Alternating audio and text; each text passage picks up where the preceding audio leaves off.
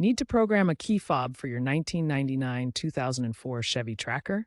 It's a simple DIY task that can save you money. This video will guide you through the process. As of 2025, this method remains effective and widely used by tracker owners. Your key fob uses a radio frequency, or RF signal, to communicate with the receiver in your tracker.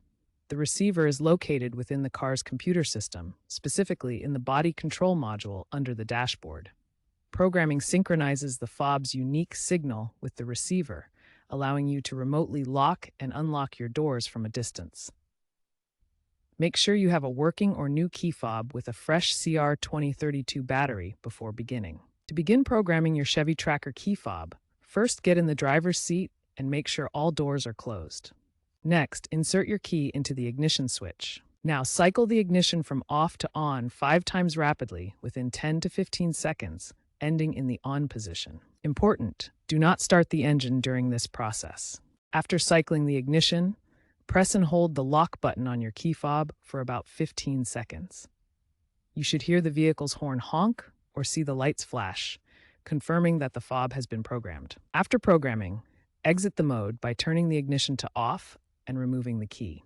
Then test the key fob by pressing the lock and unlock buttons to ensure the doors respond correctly. If they don't, repeat the programming steps. Programming additional fobs is straightforward. If you have multiple key fobs, repeat the button press procedure for each fob right after the first one is programmed. Hold the lock button for 15 seconds on each fob, and the system can store up to 4 fobs total. If programming your Chevy Tracker key fob fails, start by checking the fob's battery voltage using a multimeter. A weak or dead battery is a common reason for programming issues. Next, check for interference from any aftermarket alarm systems installed in your vehicle. These can block or disrupt the key fob's radio frequency signals. If all else fails, disconnect the car's battery for 10 minutes to reset the vehicle's control modules. This can clear any programming errors or glitches in the system.